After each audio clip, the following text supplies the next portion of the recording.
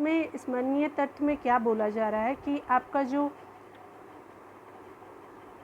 स्मरणीय तथ्य जो है इसमें याद रखने वाली बात है कि आपका जो तमिलनाडु है वो देश का पहला राज्य बन गया है जलवायु परिवर्तन को लागू करने के लिए।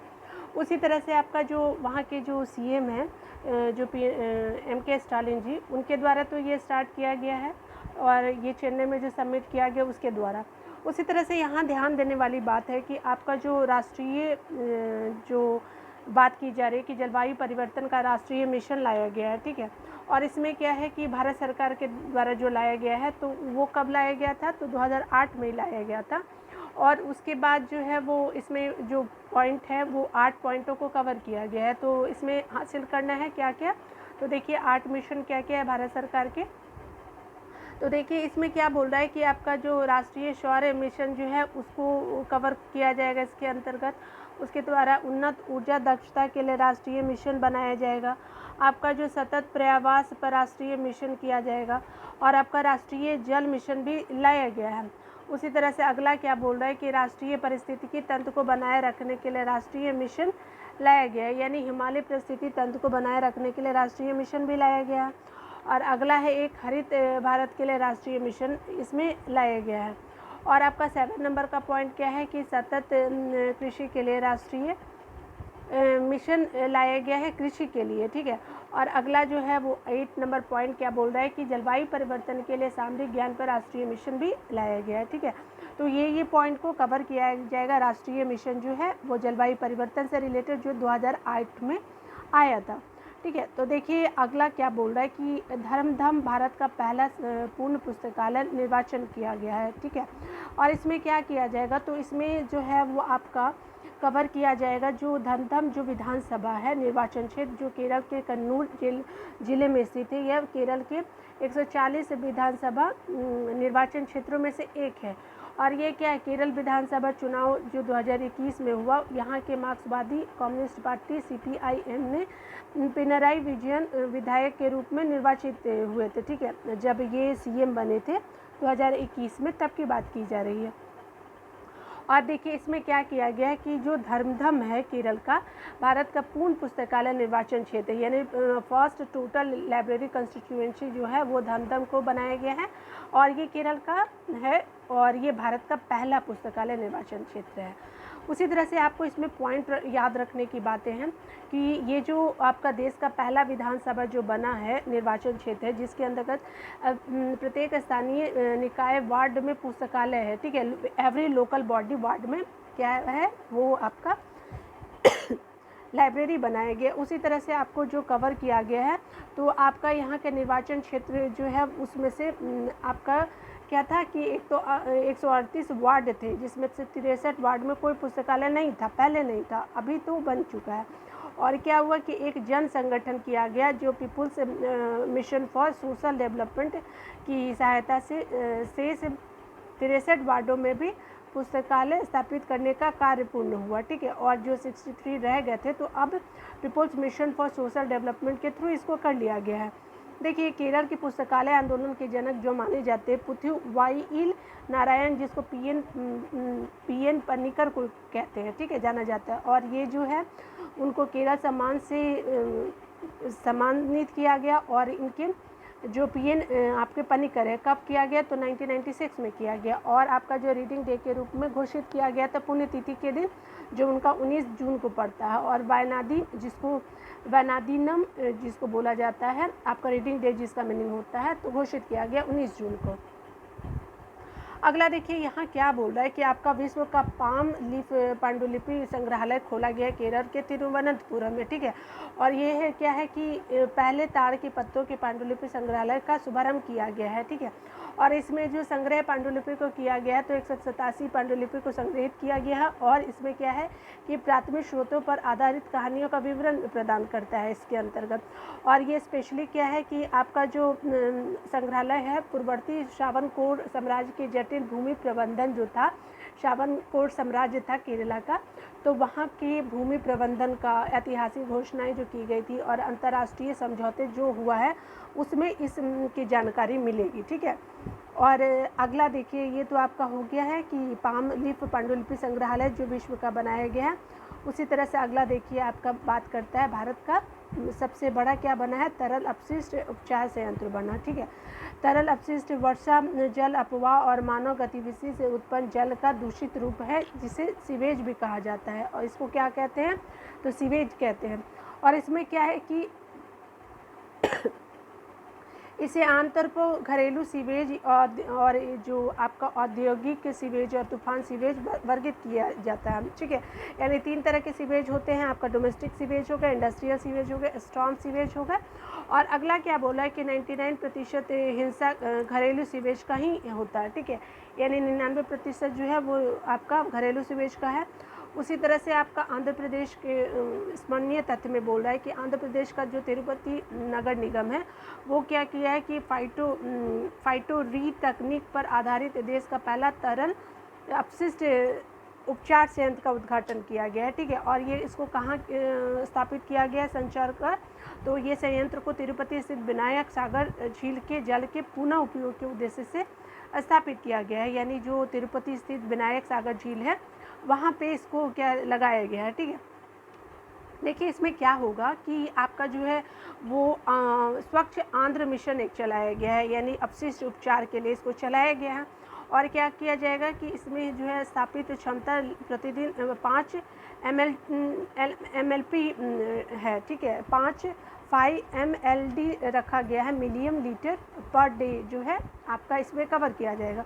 और इसमें देखिए क्या पॉइंट की बातें की जा रही, तो अपशिष्ट जल उपचार के लिए फाइटोरीड तकनीक का विकास वैज्ञानिक और औद्योगिक अनुसंधान परिषद के राष्ट्रीय पर्यावरण अभियांत्रिकी अनुसंधान संस्थान जो नीरी है द्वारा किया जा रहा है। ठीक है, और इसमें क्या किया जा रहा है कि ये CSIR और नीरी के सहयोग से इसको स्थापित किया गया है। ठीक है, अगला पॉइंट आपको याद रखने वाली बात है कि ये जो है उपचार जो किया जाएगा तो 40 रीड अपशिष्ट जल के उपचार की एक भरोसेमंद तकनीक है।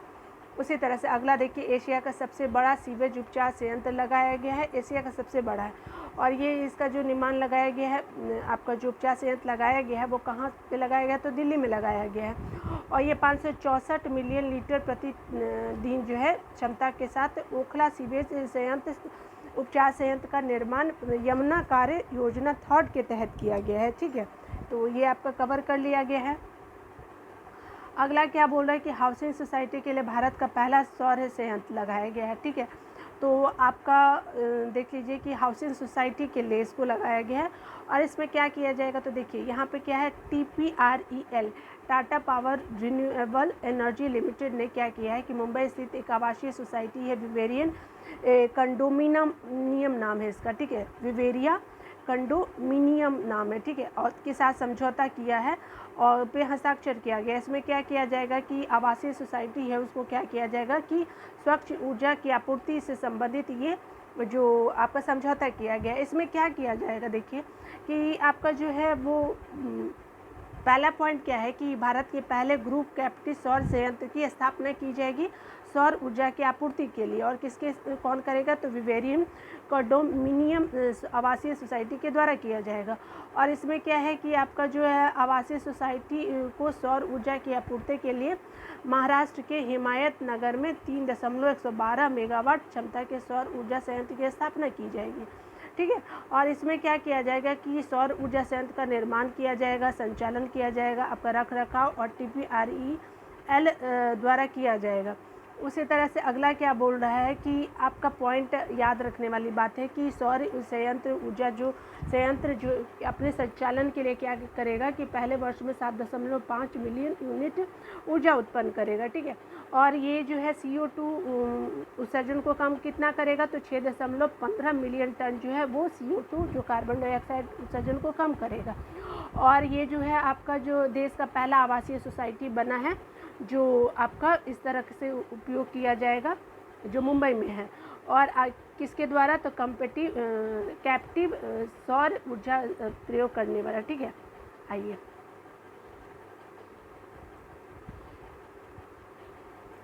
अगला देखिएगा कि डिजिटल बैंकिंग राज्य बना है, तो देश का पहला ये है, तो कहाँ बना है, तो केरला बन गया है। आपका यहाँ पे क्या किया जाएगा कि डिजिटल बैंकिंग किसी व्यक्ति को बैंक खाता में व्यक्तिगत रूप से उपस्थित हुए बिना 24/7 जो है मतलब आपका 24 घंटे 7 दिन की बात की जा रही है।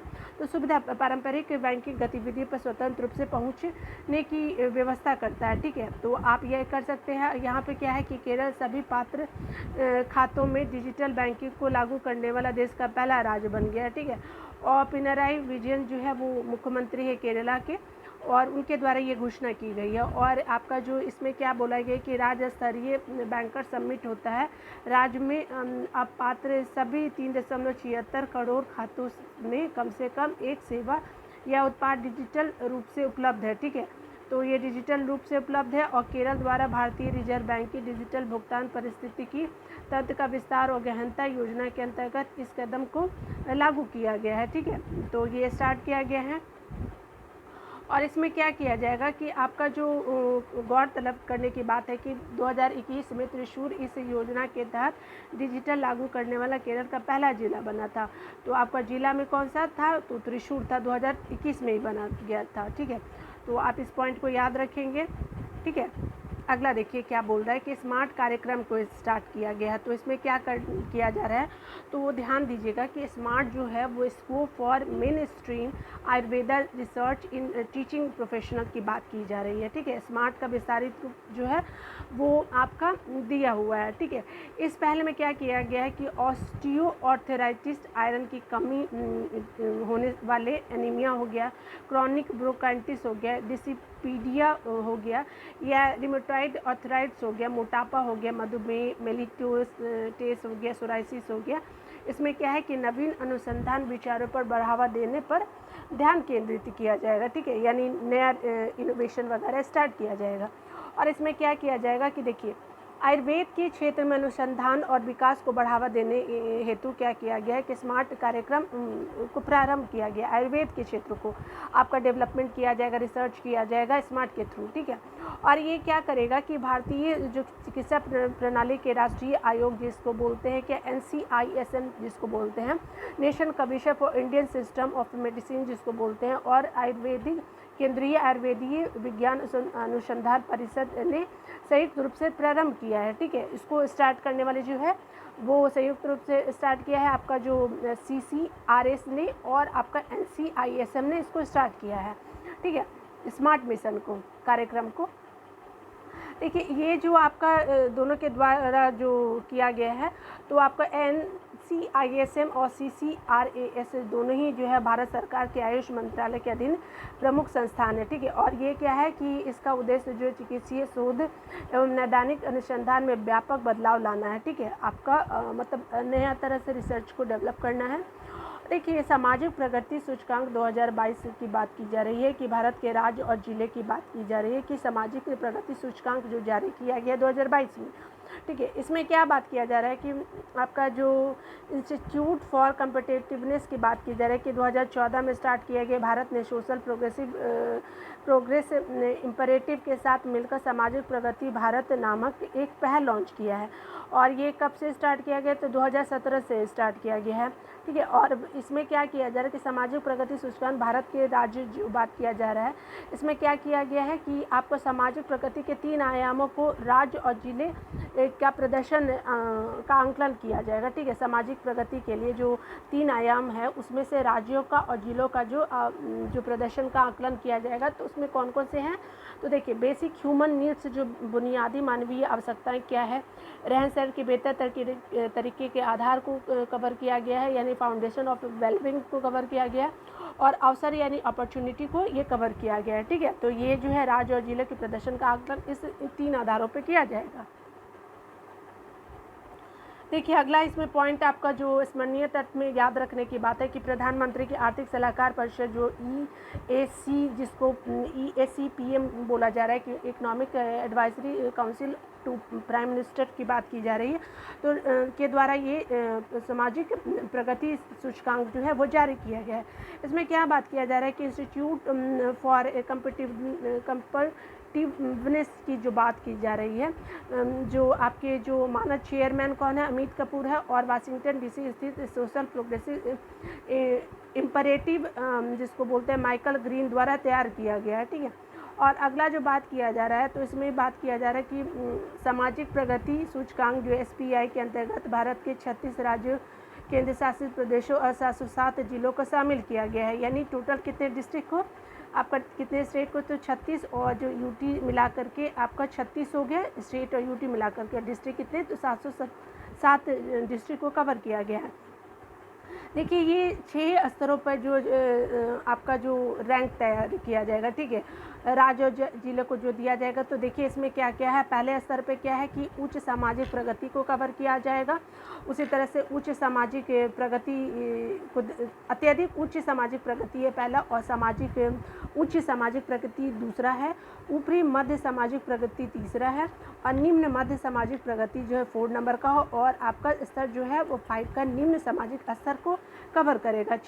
5 स्तर हो गए और एक ऊपर आपका दिया हुआ है, उसको देख लेते हैं। तो इसमें क्या बोल रहा है कि अत्यधिक निम्न सामाजिक स्तर को इसमें प्रगति को कवर किया जाएगा। और देखिए इसमें क्या बोला गया है कि देश भर में पुडुचेरी की सर्वाधिक SPI स्कोर है, ठीक है, यानी 65.99 जो है पुडुचेरी की सर्वाधिक SPI स्कोर है। आपसे पूछ सकता है और सबसे खराब किसका है SPI स्कोर, तो आपका न्यूनतम है झारखंड का। देखिए इसमें आप याद रखिएगा कि टॉप जो 6 या 5 याद रख लीजिए। तो देखिए इसमें क्या बोल रहा है, तो आपका पुडुचेरी हो गया, आपका लक्षद्वीप हो गया, और उसके अलावा जो गोवा हो गया 4 नंबर पे, आपका सिक्किम है, मिज़ोरम है, तमिलनाडु है, हिमाचल प्रदेश है, और अगला क्या है चंडीगढ़ और केरला है, ठीक है।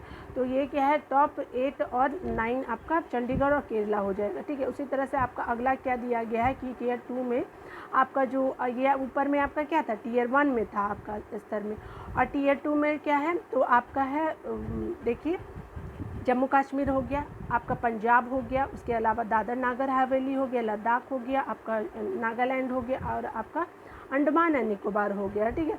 तो ये चीज़ों को कवर किया गया है। उसी तरह से देखेंगे कि आपका जो केंद्र शासित टियर 5 है उसमें क्या बोला गया है कि आपका 31 जो है पोजीशन मिला है, आपका टियर 5 में है आपका यूपी, ठीक है, और आपका जो आपका उड़ीसा है 32, और जो प्रदेश है मध्य प्रदेश जो है वो आपका 33वें स्थान पे। तो देखिए इसमें क्या है कि देखिए 5वें स्तर पे क्या है, आप याद रखिए कि 5वें स्तर निम्न सामाजिक प्रगति में इसको जो है वो उत्तर प्रदेश को और उड़ीसा मध्य प्रदेश को रखा गया है, ठीक है। तो आप इसको याद रखिएगा कि निम्न सामाजिक प्रगति के रूप में रखा गया है। देखिए इसके अंतर्गत क्या ध्यान देना है कि देश के 58 जिले को आपका जो है स्तर टियर 1 अत्यधिक उच्च सामाजिक प्रगति में शामिल किया गया है, ठीक है। उसी की तरह के आपको ध्यान देना है कि आपका जो SPI स्कोर जो सबसे ज़्यादा किसका है, तो आइजोल मिजोरम का है, ठीक है। तो और उसी की तरह से आपका जो बिहार जो 27वें नंबर पे है, और आपका यूपी जो है 14 जिलों में 6 स्तर यहाँ पे दिया गया है, और अत्यधिक निम्न सामाजिक श्रेणी में है, ठीक है। आपका बिहार हो गया और आपका यूपी किस क्षेत्र में है, तो निम्न सामाजिक स्तर में शामिल किया गया है, ठीक है। आइए अगला देख लेते हैं, नमामि गंगे पहल की संयुक्त राष्ट्र की मान्यता जो मिली है उसको देखते हैं कि संयुक्त राष्ट्र की मान्यता मिली है किस योजना को, तो नमामि गंगे योजना को। और ये कब शुरुआत किया गया, तो आपका जून 2014 में नमामि गंगे शुरुआत किया गया था, और ये केंद्र सरकार के एक फ्लैगशिप कार्यक्रम है। और इसका क्या उद्देश्य है, तो 2 मुख्य उद्देश्य क्या क्या है, तो आपका जो गंगा जो राष्ट्रीय नदी गंगा है, तो आपका क्या करना है, प्रदूषण को प्रभावी उपशमन करना है, और गंगा जो रिवर है जो हमारी राष्ट्रीय नदी गंगा जो है संरक्षण में पुनरुद्धार करना है, यानी उसको जितने भी क्लीनिंग है वो सुविधा प्रोवाइड करना है। तो ये 100% किसकी योजना है, तो केंद्र सरकार की योजना है, और जून 2014 31 मार्च 2021 तक निर्धारित की गई थी अवधि जो थी। उसी तरह से इसमें क्या किया गया कि फरवरी 2023 में नमामि गंगे मिशन जो है वो 2 को स्वीकृति प्रदान की गई, यानी आपका जो 2 है वो फिर से शुरुआत की गई फरवरी के मंथ में 2023 में, और इसको कब तक ख़त्म कर दिया जाएगा, पूरा कर लिया जाएगा, तो 2026 तक इसको प्रभावी रहेगा, ठीक है। तो ये 2023 से लेकर के 26 तक है। देखिए यहाँ पे क्या बात की जा रही है कि स्मरणीय तथ्य में आपका बात किया जा रहा है कि आपका जो पुनरुद्धार जो किया जाएगा गंगा नदी पुनरुद्धार नमामि गंगे पहल को प्राकृतिक विश्व को पुनर्जीवित करने वाली विश्व की 10 शीर्ष पुनर्स्थापना फ्लैगशिप पहलों में एक के रूप में मान्यता दी गई है। ठीक है, और इसमें क्या बोला गया कि मॉन्ट्रियल कनाडा में आयोजित जैव विविधता विषय जो किया गया था पक्षकारों ने सम्मेलन में 15वीं बैठक भाग 2 के दौरान की गई थी। ठीक है, तो CBD जो हुआ है वो कहाँ हुआ है, तो कनाडा के मॉन्ट्रियल में हुआ है। ठीक है, और इसमें क्या किया गया है कि नमामि गंगे सहित कुल 10 जो पहलों को संयुक्त राष्ट्र विश्व पुनः स्थापना फ्लैगशिप द्वारा पहल घोषित किया गया है। ठीक है, इसमें अगला देखिए कि क्या किया जाएगा इसके अंतर्गत जो होगा, इसमें क्या किया जाएगा कि आपका जो पहले संयुक्त राष्ट्र के प्रोत्साहन सलाह तथा वित्तीय हेतु योग्य हो जाएगा। ठीक है, यानी आप संयुक्त राष्ट्र इसको प्रोत्साहित भी करेगा, सलाह भी कुछ भी इम्प्लीमेंट करना होगा और फंडिंग भी दी जाएगी संयुक्त राष्ट्र के द्वारा। और देखिए ये क्या है, ये पहले क्या है UNEP जो यूनाइटेड नेशन एनवायरनमेंट प्रोग्राम है, ये क्या है उसकी योजना थी। ठीक है, एवं संयुक्त राष्ट्र खाद्य एवं कृषि संगठन द्वारा समन्वित एक वैश्विक आंदोलन पारिस्थितिक तंत्र पुनर्स्थापना पर संयुक्त राष्ट्र दशक के बैनर के तहत चयनित की गई है। ठीक है, तो ये जो है FAO और UNEP के तहत इसको चुना गया है। ठीक है, और ये इसकी जो संयुक्त राष्ट्र पारिस्थितिक तंत्र पुनर्स्थापना दशक की अवधि वर्ष कितने से कितने के बीच में है, तो आपका जो है ये आपका आपसे पूछ सकता है कि पारिस्थितिक तंत्र पुनर्स्थापना और दशक की अवधि कितने से है, तो 2021 से लेकर के 2030 तक के बीच में है। ठीक है, चलिए ये तो आपका हो गया कि नमामि गंगे वाली पॉइंट को हमने देख लिया। अभी हम लोग देख लेते हैं कि हिमाचल और गुजरात में जो विधानसभा चुनाव किए गए हैं उसके पॉइंट को हम लोग कवर कर लेते हैं। ठीक है, तो आप यहाँ पे देखने वाली बात है कि यहाँ जो कवर कर रहे हैं, देखिए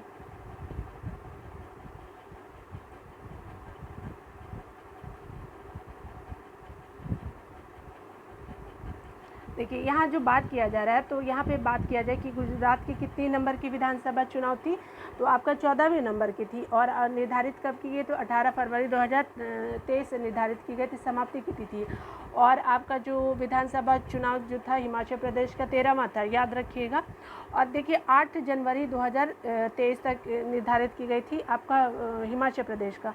उसी तरह से देखिए भारत निर्वाचन आयोग द्वारा जारी अधिसूचना जो की गई थी उसमें से क्या हुआ कि गुजरात में 2 चरणों में हुआ और हिमाचल प्रदेश में 1 चरणों में चुनाव आयोजित किए गए। गुजरात में प्रथम चरण के लिए जो है 1 दिसंबर को ही और दूसरा 5 दिसंबर को ही, 5 दिसंबर को, और हिमाचल को सिर्फ 12 नवंबर को ही आपका चुनाव संपन्न कराया गया 2022 में।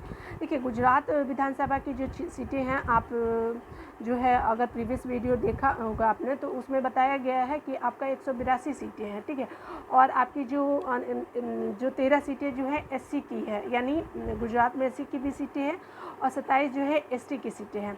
उसी तरह से आपका जो चुनाव टोटल हुआ वो कितना प्रतिशत दिया गया मतदान, तो 64.33% मतदान दिया गया गुजरात में।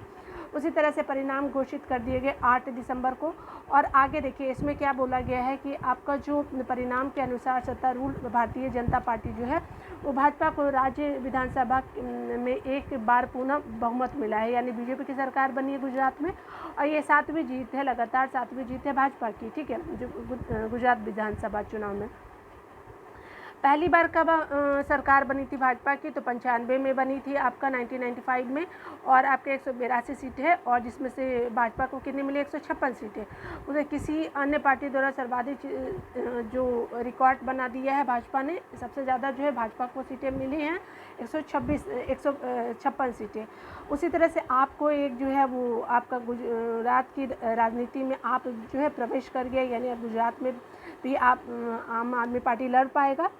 और उसी तरह से देखिए आपकी जो राज्य में पहली बार चुनाव लड़ते हुए आम आदमी पार्टी 5 सीटें जीतने में सफल रही है। कितनी सीटें जीती गई हैं आम आदमी पार्टी के द्वारा, तो 5 सीटें जीती गई हैं।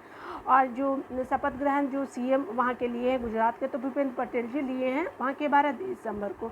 उसी तरह से अगला क्या दे रहा है कि 20 दिसंबर 2022 की बात की जा रही है कि बनासकांठा जिले में चराद निर्वाचन क्षेत्र में भारतीय जनता पार्टी के विधायक शंकर चौधरी नवगठित 15वीं विधानसभा के जो अध्यक्ष बने हैं, शंकर चौधरी बने हैं 15वीं जो गुजरात विधानसभा का अध्यक्ष बनाया गया है। ठीक है, अगला देखिए आपका जो यहाँ पे दिया हुआ है कि किस पार्टी ने कितनी सीटें जीती, तो यहाँ पे देखिए आपका भारतीय जनता पार्टी 156 और कांग्रेस ने 17 और आम आदमी पार्टी 5 जीती है।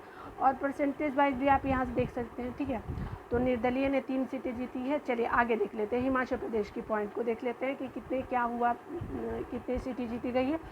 तो हिमाचल प्रदेश की जो सीटें हैं विधानसभा की 68 सीटें हैं। ठीक है, और ये क्या है कि आपका जो 2008 के अनुसार जो परिसीमन किया गया था उसी के अनुसार देखिए आपका एससी कितनी सीटें हैं, आपका अनुसूचित जाति की तो 17 सीटें हैं हिमाचल में, और 3 सीटें जो है एसटी की है।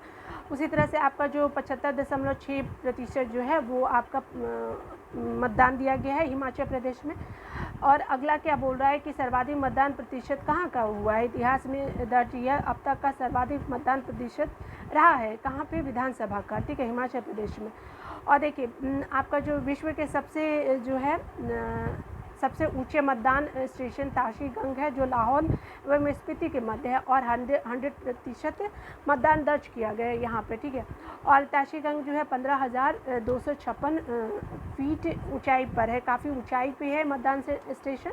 और इसमें क्या है कि परिणाम घोषित कर दिए गए थे कब, 8 दिसंबर 2022 को हिमाचल प्रदेश का। उसी तरह से देखिए अगला क्या बोल रहा है कि आपका परिणाम जो है वो भारतीय जनता पार्टी का पराजय का सामना करना पड़ा, और क्या हुआ कि बीजेपी जो है वो हिमाचल प्रदेश में हार जाती है, क्योंकि इस चुनाव में भारतीय राष्ट्रीय कांग्रेस को बहुमत प्राप्त हो गया और उसकी सत्ता में वापसी हो गई। कहाँ पे, हिमाचल प्रदेश में। और ये क्या हुआ कि ये परंपरा रही है कि प्रत्येक निर्वाचन में सत्तारूढ़ दल को विपक्ष बैठने का जनादेश मिलता है। ठीक है, यानी कहने का मतलब कि ऐसा कभी नहीं हुआ है कि आपका एक ही पार्टी जीती हो, यानी इस बार अगर बीजेपी है तो अगले बार कांग्रेस, अगले बार कांग्रेस है तो अगले बार बीजेपी, इस तरह से वहाँ पे ऐसा चला आ रहा है। ठीक है, अगला देखिए यहाँ पे क्या बोल रहा है कि वहाँ के जो सीएम बनाए गए हैं कहाँ के, हिमाचल प्रदेश के सुखविंदर सिंह सुक्खू है, और किस पार्टी के हैं, तो भारतीय राष्ट्रीय कांग्रेस पार्टी के हैं। और वहाँ के जो उप मुख्यमंत्री कौन बने, मुकेश अग्निहोत्री जी को पदभार ग्रहण कराया गया है। अब देखिए अब जब कांग्रेस जीतती है तो भारतीय राष्ट्रीय कांग्रेस को कितना मिलता है, तो 40 सीटें मिलती है। प्रतिशत वाइज में देखेंगे तो 43.90, और आपका जो है वो भारतीय जनता पार्टी 25 सीटें जीतती है जो दूसरी पार्टी है। और इस तरह से क्या निर्दलीय जो है वो 3 जीतती है। तो इस तरह से आपने गुजरात और आपने देख लिया हिमाचल प्रदेश का। गुजरात में कितनी सीटें विधानसभा की, तो 182, और आपका हिमाचल प्रदेश में 68 सीटें। ठीक है, आइए अगला देखते हैं कि हिमालय याक को खाद्य पशु का दर्जा जो दिया गया उसके संदर्भ में बात की जा रही है। इसमें जो बात किया जा रहा है तो आपका कह रहे हैं क्या कि हिमालय जो पालतू याक जो है जिसका नाम वैज्ञानिक नाम क्या है, बोस गुरुनिनियंस नाम है। ठीक है, आप जो भी इसको प्रोनाउंस करते हैं आप प्लीज़ उसको प्रोनाउंस कर लें। ठीक है, अधिक ऊंचाई पर पाए जाने वाला पशु है। ठीक है, और इसको जिसमें बाइसन हो गया, भैंस हो गया और मवेशी आदि शामिल होते हैं। और ये क्या है, भारतीय उपमहाद्वीप के हिमालय क्षेत्र हो गया, तिब्बती क्षेत्र, मंगोलियाई आदि में पाए जाते हैं। और आपका यहाँ पे क्या बोल रहा है कि जो आपका भारतीय का जो लद्दाख हो गया, जम्मू कश्मीर, सिक्किम, अरुणाचल प्रदेश, हिमाचल प्रदेश, बंगाल और पश्चिम बंगाल और उत्तराखंड में पाए जाते हैं। और आपका 2019 का जो 20वीं पशुधन गणना की गई थी तो याक की संख्या कितनी थी, तो 58,000 याक की संख्या। और ये जो है 2022 में जो कराई गई थी तो 24.67% कम है। ठीक है, यानी 19 में जो कराई गई वो कम है किसके, 2022 की तुलना में।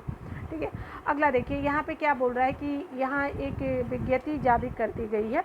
तो इसमें क्या बोला गया है कि आपका जो है वो भारतीय खाद्य संरक्षा और सुरक्षा और मानक प्राधिकरण जो फसाई है कि वैज्ञानिक पैनल द्वारा हिमालय याक को एक खाद्य पशु के रूप में स्वीकार किया गया। उसी तरह से क्या है कि पशुपालन और डेयरी विभाग द्वारा किया गया है और इसको वर्गीकृत कर लिया गया, department of animal husbandry and dairy के लिए इसको जो अप्रूवल दे दिया गया है। ठीक है, उसी तरह से बोल रहा है कि हिमालयी जो पशु है जिसको फूड एनिमल बोलते हैं, खाद्य पशु जो है फूड एनिमल, खाद्य पशु जिन्हें मनुष्य द्वारा पाला जाता है और इसको क्या किया जाता है, खाद्य उत्पादन या उपभोग के लिए उपयोग किया जाता है।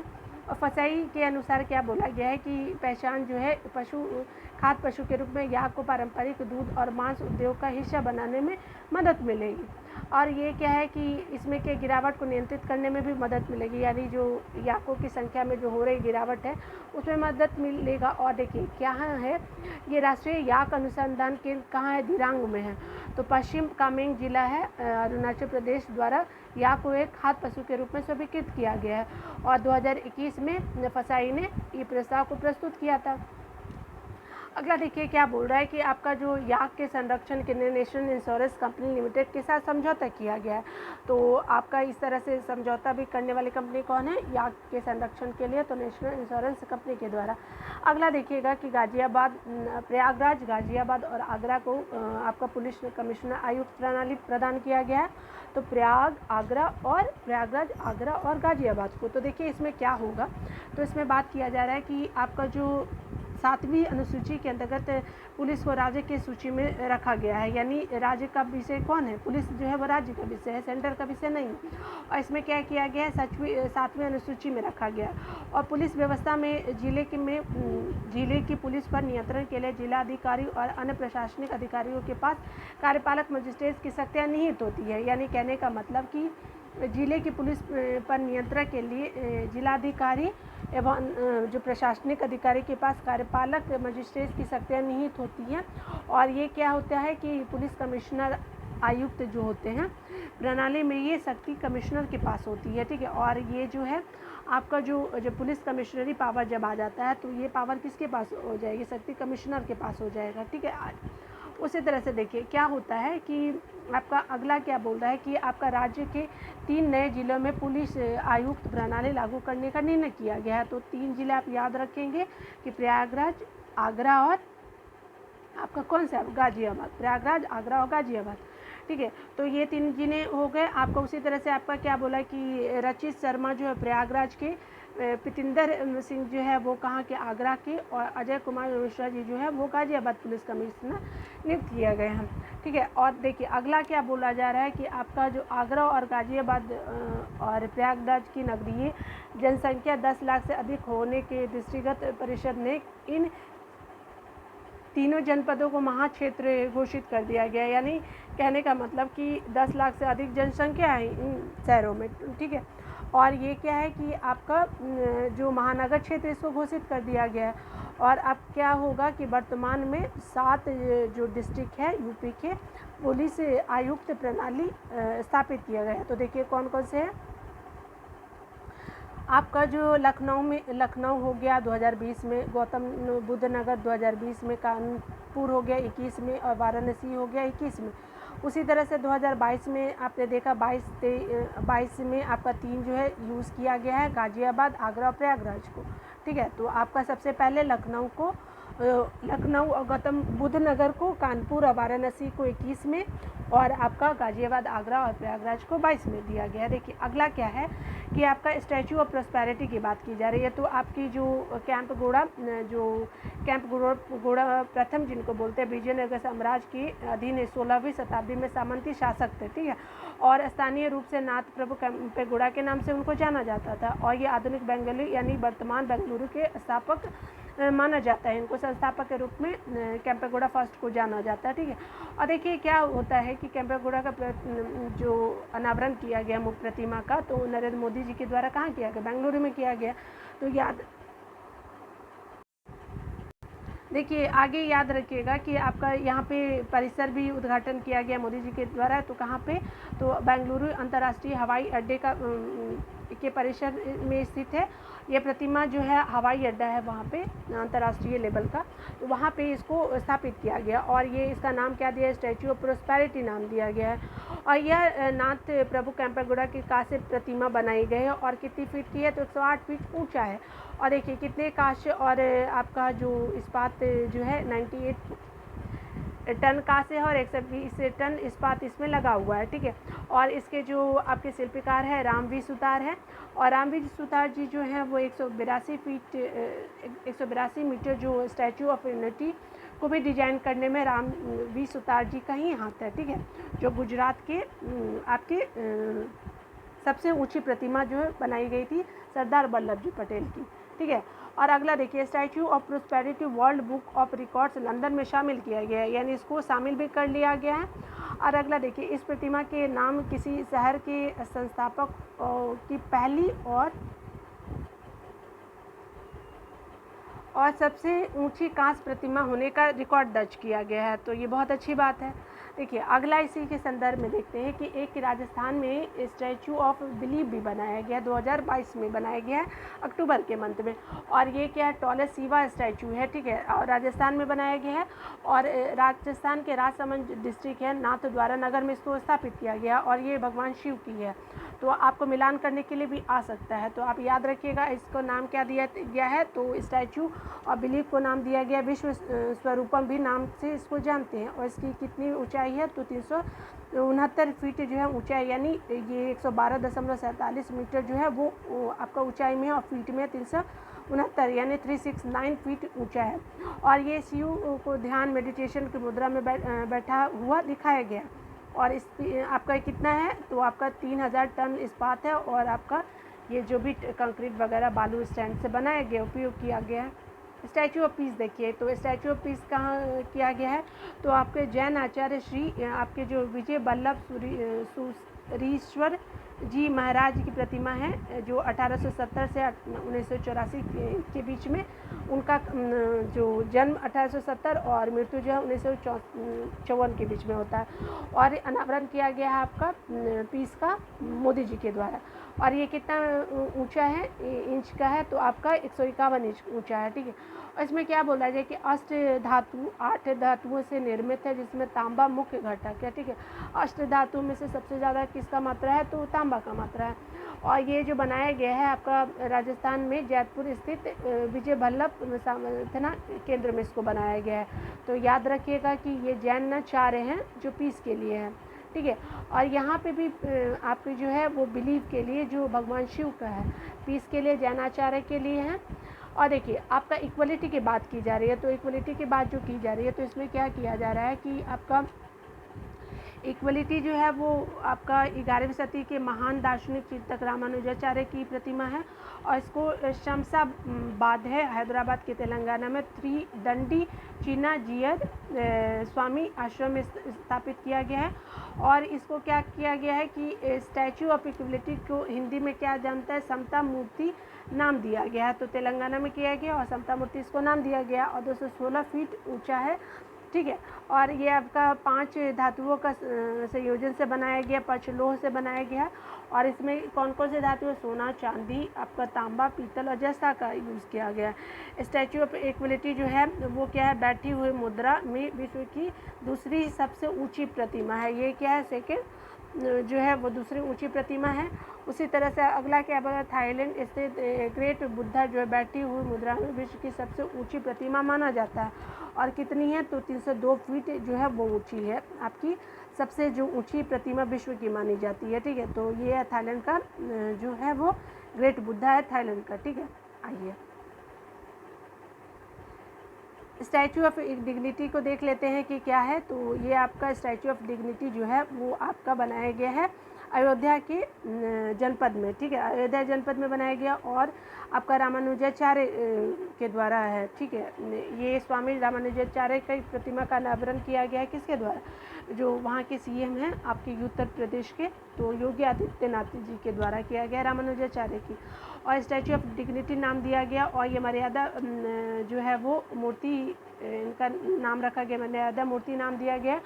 और ये रामानुजाचार्य की जो 216 फीट ऊंची प्रतिमा स्टैचू ऑफ इक्वलिटी की छोटी प्रतिरूपी है, ठीक है। यानी ये जो स्टैचू ऑफ इक्वलिटी है, तो इसकी ये छोटी प्रतिकृति के रूप में इसको जाना जाएगा, ठीक है, जो डिग्निटी के नाम से जाना जा रहा है। आइए अगला देख लेते हैं, स्टैचू ऑफ पीस की जो बात की जा रही है। अब ये कहाँ है, तो पीस जो है वो जम्मू कश्मीर में चाहिए, ठीक है। और ये जो है रामानुजाचार्य की प्रतिमा का अनावरण किया गया है हमारे गृह मंत्री के द्वारा। और स्टैचू ऑफ पीस नाम दिया गया है। और इसका शुद्ध सफ़ेद मकराना संगमरमर द्वारा निर्मित किया गया। और ये 4 फीट की है। और वजन कितना है, 600 kg का वजन है, ठीक है। देखिए यहाँ पे जो बात की जा रही है, तो आपका यहाँ पे बात किया जा रहा है कि जो उत्तर प्रदेश का पहला ईट राइट स्टेशन किसको घोषित किया गया फसाई के द्वारा? तो आपका आंदोलन संचालित करके ईट राइट इंडिया की टैगलाइन सही भोजन बेहतर जीवन से टैगलाइन दिया गया है। और ये जो है ये जो स्टेशन कौन सा है? तो आपको इसके अंतर्गत जो विक्रेताओं को लक्षित किया गया है, तो इसमें फूड वेंडर्स को लक्षित किया गया है, ठीक है, ताकि उनके द्वारा रेल यात्री अधिकारियों, रेल स्टाफ आदि को क्या किया जाए के तहत आदि के खाना पकाने उसे परोसने के दौरान सुरक्षित रखरखाव के तरीकों के पालन को सुरक्षित किया जा सकता है, ठीक है। और ये क्या है कि इस पहल के तहत प्रमाणित किए जाने के लिए किसी निर्दिष्ट रेलवे स्टेशन पर सभी खाद्य विक्रेताओं को फसाई जो है वो क्या है, पोस्टेक यानी फूड सेफ्टी ट्रेनिंग सर्टिफिकेट कार्यक्रम के अंतर्गत प्रशिक्षण प्राप्त करना अनिवार्य हो गया, यानी ट्रेनिंग दिया जाएगा आपको, ठीक है। देखिए इसमें क्या याद किया जाने वाली बात है कि आपको कौन सा स्टेशन है जिसको दिया गया, तो आपको प्रमाण पत्र दिया गया प्रयागराज रेलवे स्टेशन को फसाई के द्वारा ईट राइट स्टेशन के रूप में। और आपका बात किया जा रहा है कि Prayagraj railway station eat right station प्रमाण पत्र प्राप्त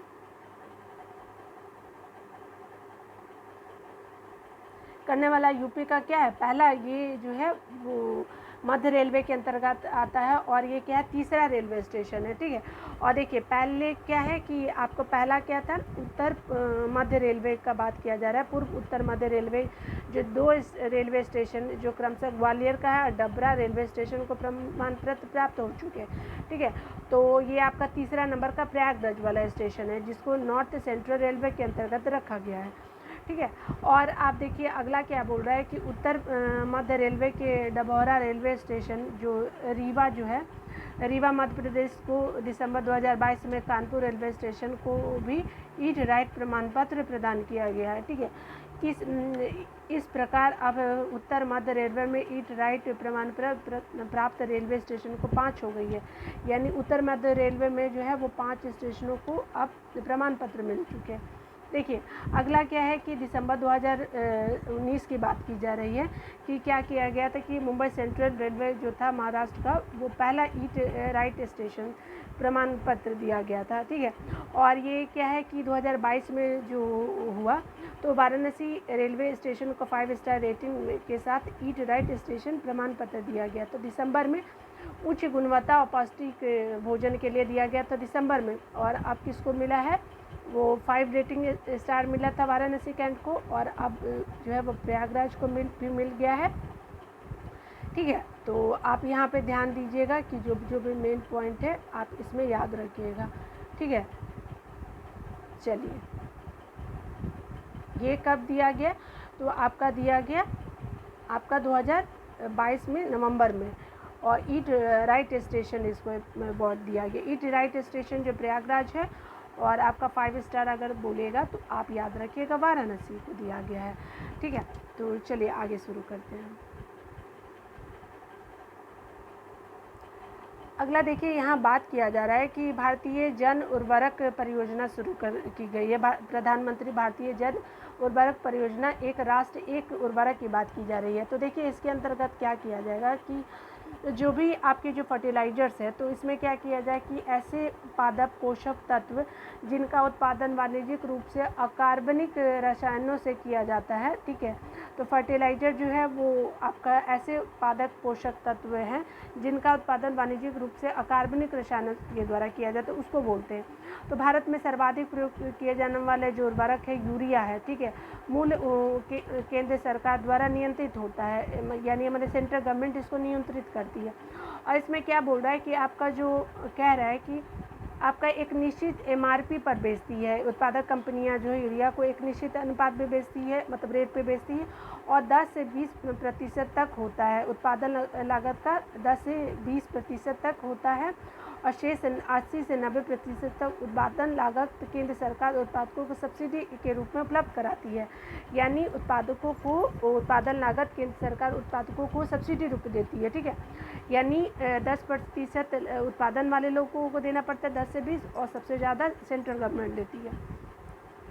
देखिए यहाँ पे उर्वरक जैसे आपका क्या है, डीएपी जो है डाइमोनियम फास्फेट एवं एमओपी म्यूरेट और पोटास जो है आदि की कीमतें आधिकारिक रूप से केंद्र सरकार द्वारा निर्धारित नहीं की जाती है, ठीक है। और ये क्या होता है कि हालांकि ये सब उर्वरक सब्सिडी प्रणाली के अंतर्गत ही आते हैं, अभी तक सभी उत्पादक कंपनियां उर्वरकों को स्वयं की ब्रांड पहचान के साथ बिना केंद्र सरकार के योगदान के उल्लेख के ही बेच रही थी, ठीक है। यानी सेंट्रल गवर्नमेंट जो है उसका कोई योगदान इसमें उल्लेखित ही नहीं करता था, यानी आपका अपना ही ब्रांड से वो बेचते थे जो कंपनी होती थी। तो स्मरणीय तथ्य में याद रखने की बात है कि जो केंद्र सरकार ने कहा है कि भारतीय जन उर्वरक परियोजना एक राष्ट्र एक उर्वरक का शुभारंभ किया गया 2022 में अक्टूबर के। और इसमें क्या बोल रहा है कि एक राष्ट्र एक उर्वरक के तहत प्रधानमंत्री के भारत यूरिया बैग को भी लॉन्च किया गया है, ठीक है।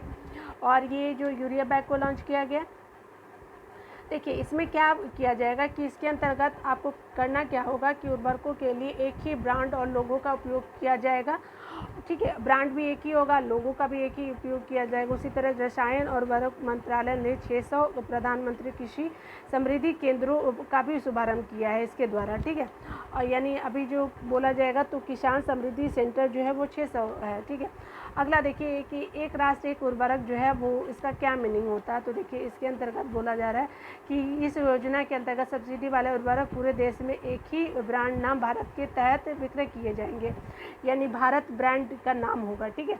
और ये क्या है, केवल भारत ब्रांड नाम के तहत ही उपलब्ध होगा जितने भी यूरिया पूरे देश में, ठीक है। तो अब यूरिया का जो पैकेट आएगा वो भारत ब्रांड से आएगा। और ये इसको क्या किया जाएगा कि उत्पादों का विपणन भारत ब्रांड नाम के अंतर्गत करना अनिवार्य कर दिया गया।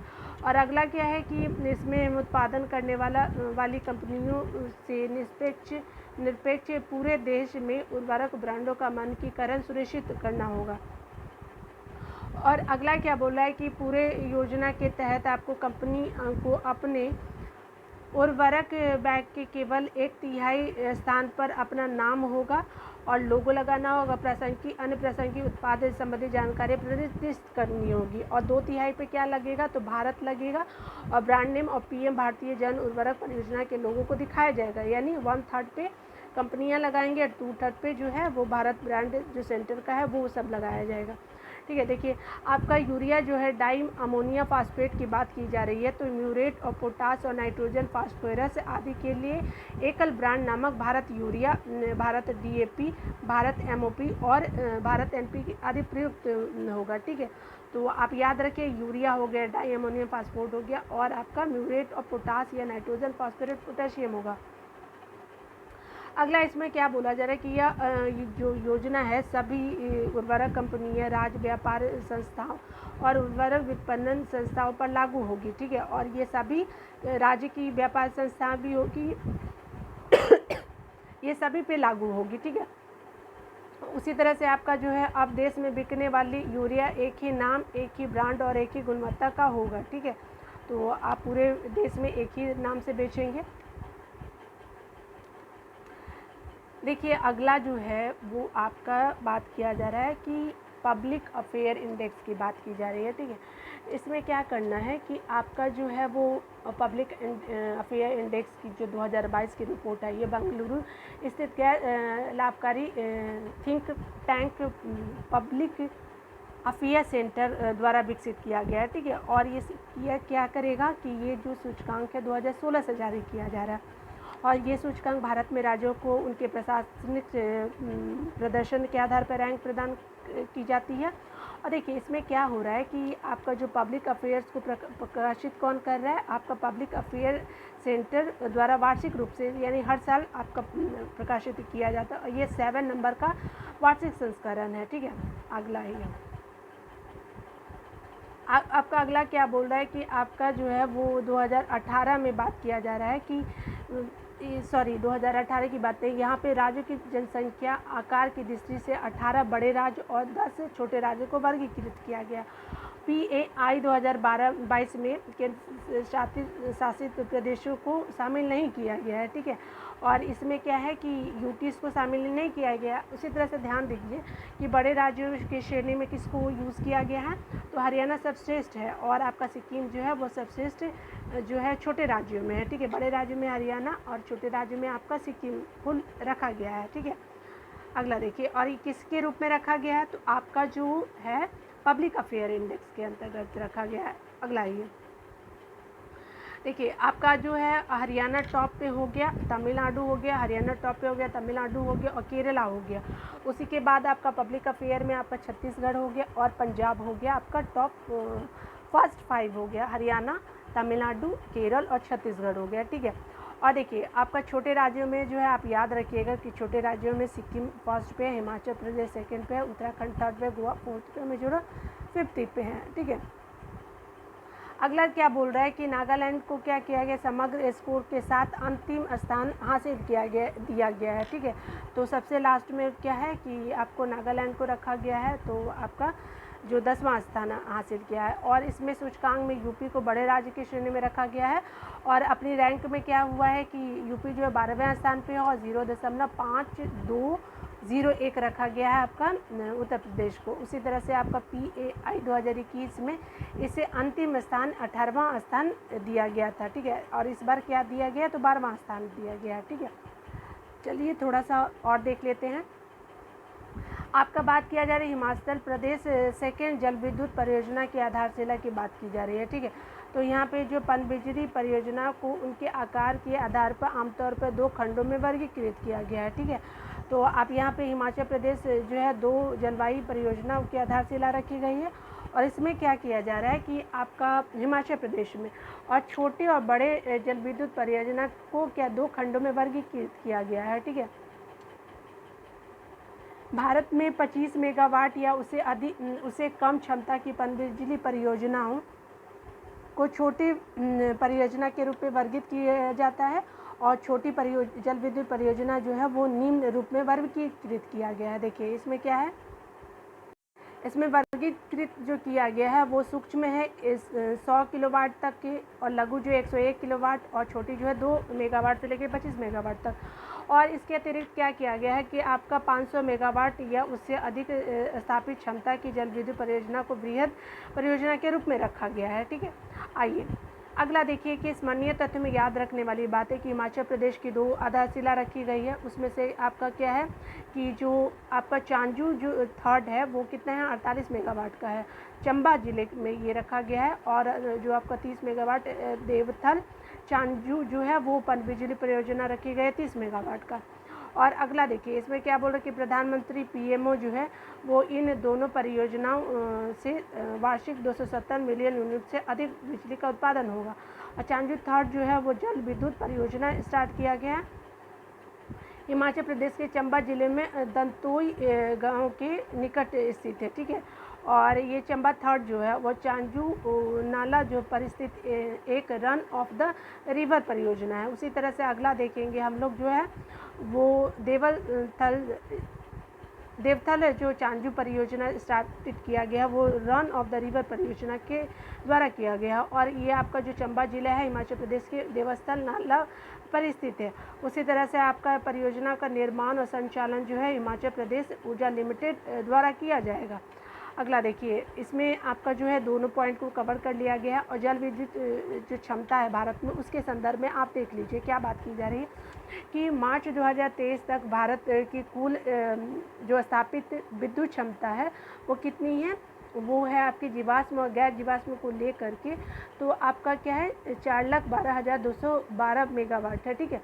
और छोटी जल विद्युत क्षमता जो है वो 4,943 मेगावाट है और कुल उत्पादित क्षमता कितनी 1.2% है। और इसमें बृहद जल विद्युत जो है वो देख लीजिए कितना है, तो 46,850 मेगावाट है जो कुल विद्युत क्षमता का 11.4% है, ठीक है। अगला देखिए क्या बोल रहा है कि इसमें जो ये तो हो गया हमारा चंबा आपका जो भी पॉइंट था आपका जल विद्युत क्षमता हो गया या फिर जो हिमाचल प्रदेश में जो भी जल विद्युत शुरुआत किया गया है उसको देख लेते हैं। और आपका बल्क ड्रग पार्क की आधारशिला जो है वो किसके द्वारा रखी गई उस पॉइंट को देख लेते हैं।